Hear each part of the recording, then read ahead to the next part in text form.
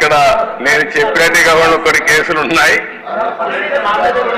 మీ మీద ఉన్నాయి. కేసులు పెట్టిన వాళ్ళు మీరు ఒకసారి లేండి.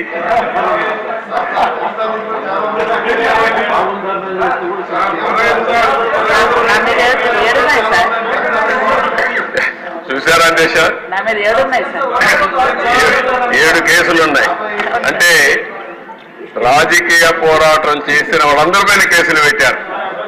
అంటే ఇంకెప్పటికీ బయట రాకూడదు అనుకున్నారు, కానీ నేరుగా ప్రజలు ఆలోచించి అసెంబ్లీ పంపించారు దేశ అందరినీ.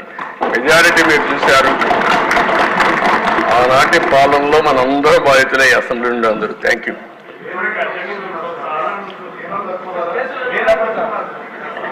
నెక్స్ట్ మీ ఇంట్లో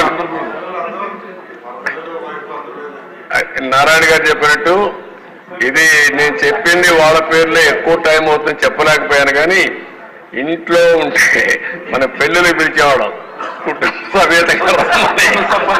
ఇప్పుడు కుటుంబ పరివారం అందరిపైన కేసులు పెట్టారు. సపరివారం అందరి మీద ఒకరిద్దరు కాకుండా అందరిపైన కేసులు.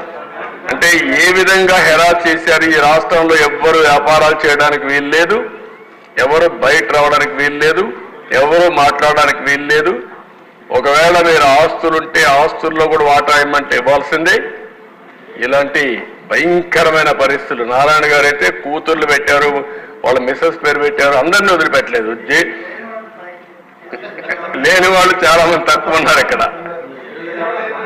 20 కేసులు ఉన్నాయి.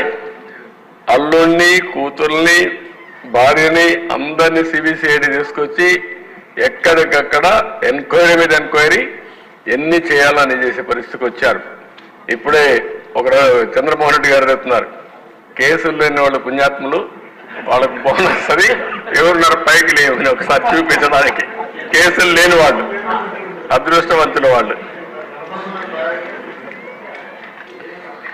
చూసారా దేశ కేసులు లేని వాళ్ళు వీళ్ళు మాత్రం మెజారిటీ బాధితులు. Okay, thank you.